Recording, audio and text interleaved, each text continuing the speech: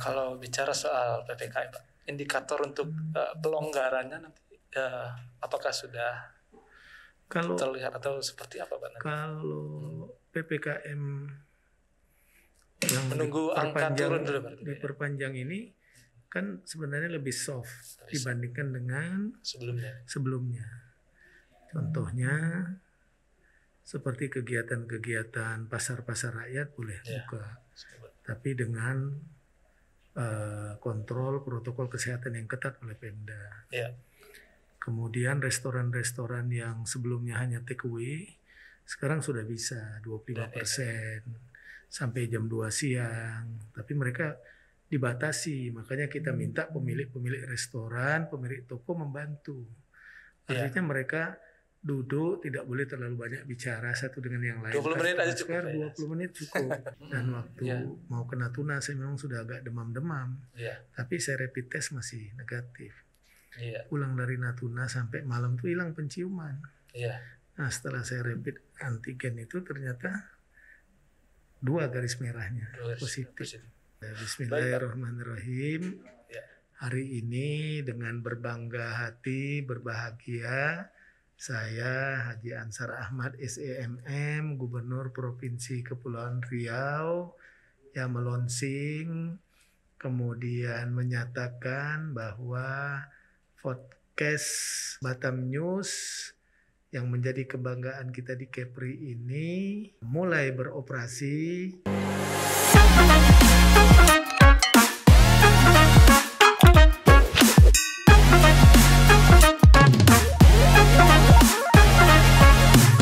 Baik, sahabat podcast Batam News, hadir lagi podcast Batam News di episode berikutnya. Kali ini kita kedatangan tamu spesial, Pak Ansar Ahmad, Gubernur Kepulauan Riau kita yang sudah hadir di podcast Batam News. Ini sangat istimewa sekali karena kita kedatangan Pak Gubernur yang sudah hadir dalam kesibukannya menyempatkan diri untuk datang di podcast ini.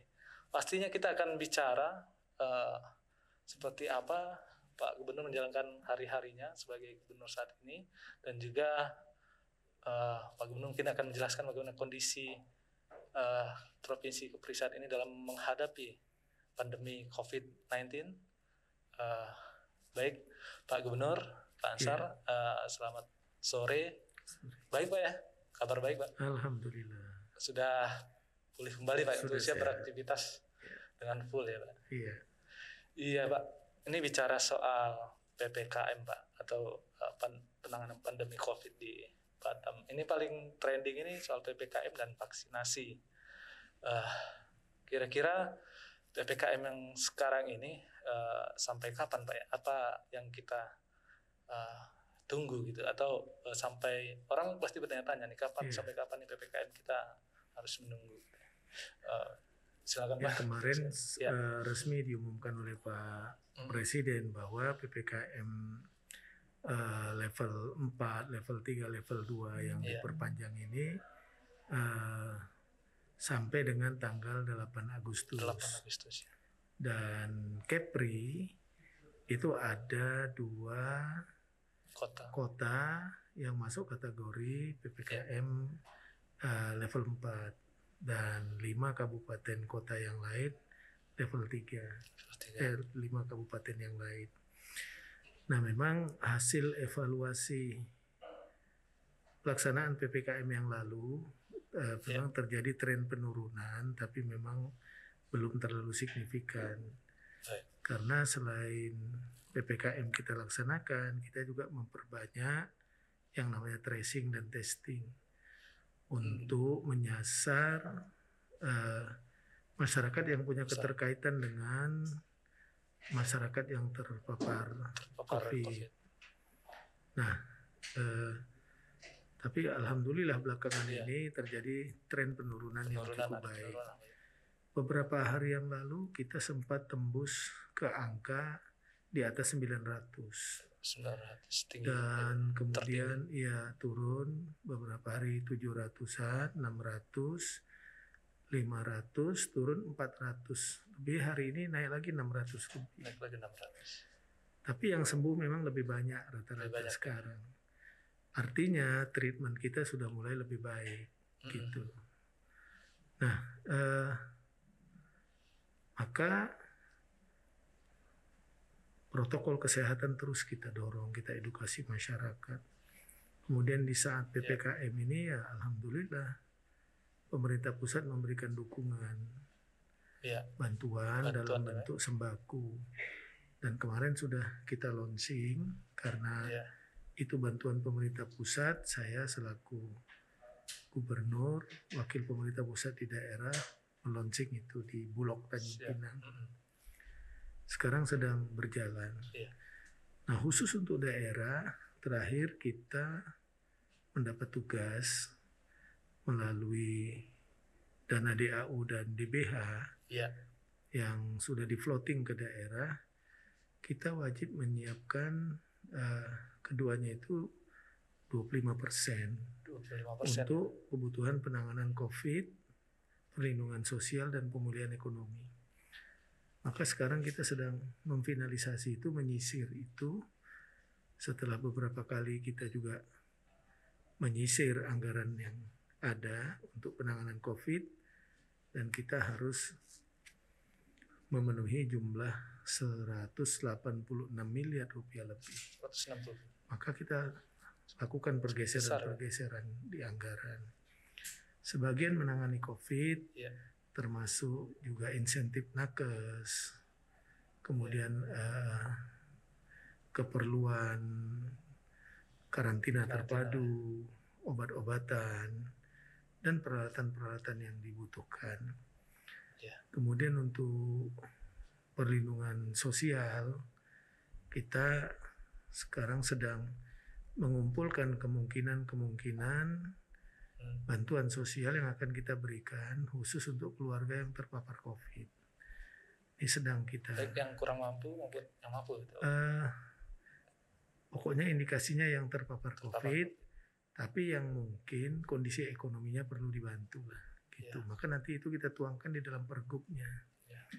Nah, kita lagi lihat kemampuan kita berapa, dan selama 14 hari mereka umpamanya isolasi mandiri, maupun mereka di karantina terpadu, akan kita berikan itu untuk mencukupi kebutuhan keluarganya, supaya dia tidak kemana-mana. Nah, ini yang sedang kita bahas, nanti kita tuangkan dalam perkada, kemudian kita buat pergubnya, baru nanti kita atur pendistribusiannya. Itu mungkin porsi daerah yang kita lakukan. Nah, program-program padat karya tunai, bantuan-bantuan sosial yang sudah disahkan akan segera nih kita proses. Maka kemarin memang kita sempat mendapat teguran dari 19 provinsi terkait dengan realisasi anggaran termasuk nakes. Setelah dapat teguran itu, saya kumpulkan tim anggaran kita, kemudian kita klarifikasi dengan surat ke Pak Menteri. Ternyata laporan kita yang belum terakumulasi dengan baik ke sana.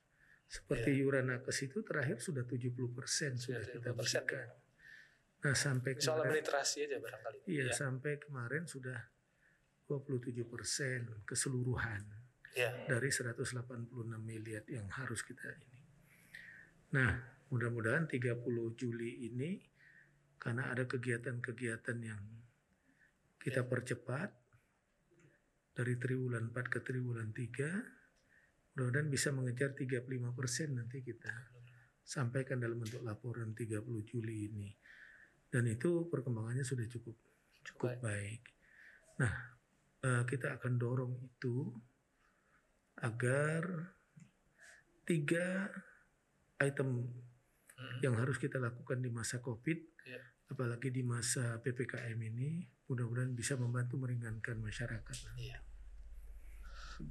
Kalau bicara soal PPKM, Pak, indikator untuk pelonggarannya nanti apakah sudah terlihat atau seperti apa, Pak? Kalau PPKM yang menunggu angka turun dulu, diperpanjang ini kan sebenarnya lebih soft dibandingkan dengan sebelumnya. Contohnya seperti kegiatan-kegiatan pasar-pasar rakyat boleh buka.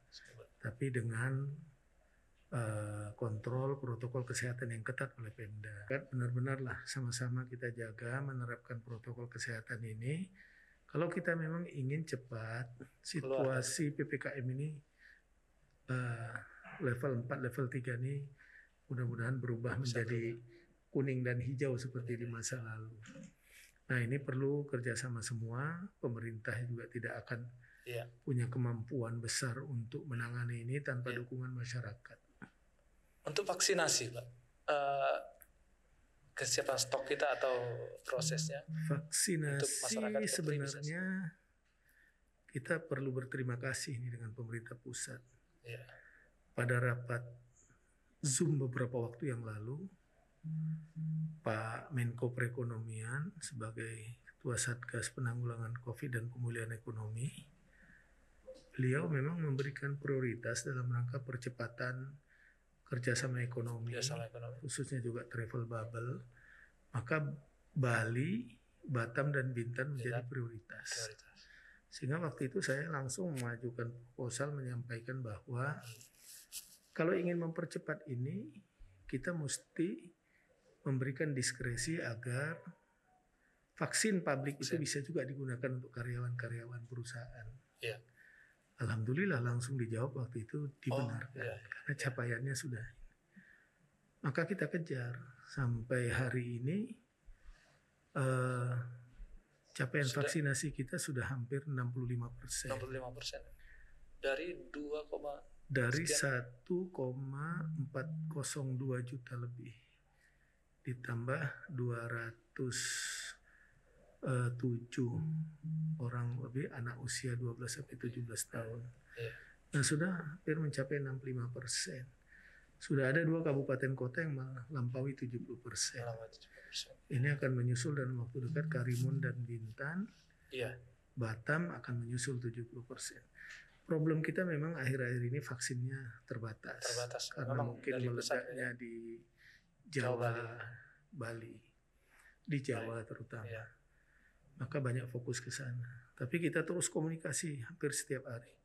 Tadi saya baru WA salah satu dirjen di Kementerian Kesehatan. Beliau sampaikan ya insya Allah akan dikirim segera karena tanggal 6 Agustus itu baru vaksin tersedia cukup besar. Ya kenapa ini kita dorong terus penting? Karena vaksin dosis kedua kita masih 14% lebih hanya. 14% ya. Jadi kita mesti kejar dosis kedua jangan sampai terlalu lama. Lewat masa untuk menjaga efikasi kekebalan tubuhnya. Maka kita dorong itu. Nah, vaksin yang datang nanti ini dan yang ada sekarang nih kita fokus hampir semua atau sebagian besar kita gunakan untuk dosis kedua. Nah, kalau vaksinasi anak kita sudah 35% lagi. Capaiannya sudah cukup tinggi. Dan kita pernah satu hari melakukan vaksin itu dengan capaian hampir 50.000 orang di Kepri. Satu hari. Pernah satu hari capaian tertinggi. Nah, sekarang memang melambat karena itu. Kemarin kalau vaksin ini lancar, saya target 17 Agustus, kita udah bisa memenuhi semua 100%. Setelah dikurangi yang mungkin uji klinisnya tidak bisa atau mungkin habis terpapar COVID atau mungkin pulau-pulau yang jangkauannya terlalu jauh kecil mungkin itu. Tapi problemnya itu. Tapi kita terus kejar ini karena 70% itu ya mudah-mudahan bisa memperkuat imunitas komunitas kita. Nah, dan kita sempat memanfaatkan vaksin AstraZeneca yang sudah akan expire dari Sulawesi Utara dan Aceh. Karena mereka khawatir tidak bisa menghabiskan itu, kita sempat mengadopsi hampir 12.000 multidosis untuk 120.000 orang. Dan itu bisa kita habiskan waktu 1 minggu.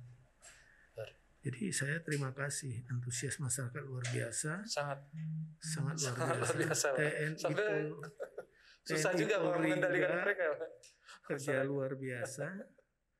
Dan kalau ini terus kita dorong, ya mudah-mudahan kalau bisa kita kejar 100% itu secepat mungkin, ya mudah-mudahan angka pertumbuhan fluktuasi COVID kita jauh bisa kita tekan menurun.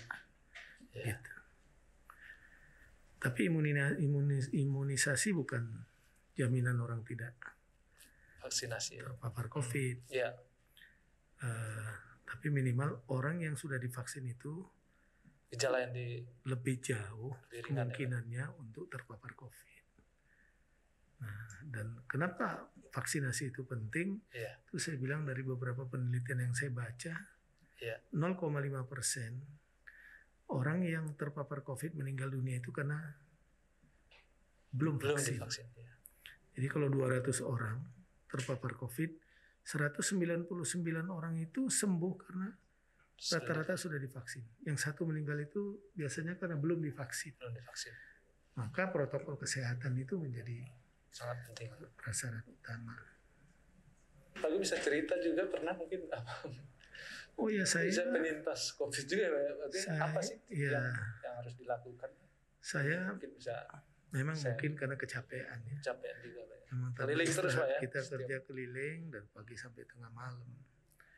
Dan waktu mau ke Natuna saya memang sudah agak demam-demam. Tapi saya rapid test masih negatif. Pulang dari Natuna sampai malam tuh hilang penciuman. Nah, setelah saya rapid antigen itu ternyata 2 garis merahnya positif. Nah, maka satu keluarga saya juga itu 12 orang. Dan alhamdulillah sekarang sudah pulih semua. Nah, syaratnya ya pertama kalau COVID ini menjangkau kita, tergantung ringan beratnya. Yang penting pertama harus kita lakukan, kita mesti hadapi dengan tenang. Jangan kita panik, jangan kita stres. Ya saya berusaha tenang. Walaupun tetangga saya 3 orang tiap hari itu meninggal dunia karena COVID. Tetangga sebelah rumah itu. Tapi saya tetap tenang, saya yakin ada Allah dan semangat. Nah kalau jam 10 pagi hari panas saya duduk. Kemudian saya bergerak. Jalan, treadmill, apa. Nah sehingga keringat keluar. Saya ikuti nasihat dokter dengan baik gitu. Obat-obat yang diberikan tak sedikit saya makan aja semua. Saya minum air jahe gitu ya. Kemudian banyak minum air hangat, ya banyak berdoa dan semangat. Jadi jangan kalau kena COVID itu kita berpikir kita akan mati. Bahkan masih sempat kerja Pak ya? Ya saya kerja. Setiap hari saya tetap pekerjaan. Iya tetap mengerjakan surat-surat saya pakai standar perlindungan COVID lah. Saya tetap kerja. Biar tetap fresh gitu ya. Ya dan ya kalau bicara bosan-bosan kan. Tapi ya saya optimis semangat gitu aja. Ya baca-baca buku apa semua. 10 hari juga Pak ya? 14 hari. 14 hari Pak. Jadi kunci utama mesti semangat, mesti yakin kita sembuh. Begitu. Baik Pak. Sehat-sehat selalu Pak. Alhamdulillah. Terima kasih. Terima kasih Pak sudah hadir di podcast Batam News. Dan sekaligus mungkin Pak Gub kasih satu testimoni Pak untuk ke kameranya untuk peluncuran nih podcast Batam News podcast ini Pak agar ke depan bisa lebih baik memberi informasi dan semuanya. Iyalah, baiklah. Bismillahirrahmanirrahim. Hari ini dengan berbangga hati, berbahagia, saya Haji Ansar Ahmad SEMM, Gubernur Provinsi Kepulauan Riau, yang melonsing kemudian menyatakan bahwa podcast Batam News yang menjadi kebanggaan kita di Kepri ini mulai beroperasi. Mari bersama-sama kita manfaatkan podcast ini untuk saling bertukar informasi, untuk memberikan masukan-masukan, dan kita yakin melihat performan Batam News selama ini, Batam News ke depan akan tetap terus menjadi media yang dapat kita andalkan, media yang independen, media kebanggaan masyarakat Provinsi Kepulauan Riau dan lainnya. Selamat, semoga Allah Subhanahu wa Ta'ala senantiasa mengiringi perjalanan podcast Batam News ini menjadi kebanggaan kita semua. Amin ya rabbal alamin. Terima kasih buat semua keluarga besar Batam News. Semoga senantiasa sehat dan semangat. Mari kita perangi COVID-19 ini. Billahi taufiq wal hidayah. Wassalamualaikum warahmatullahi wabarakatuh. Amin.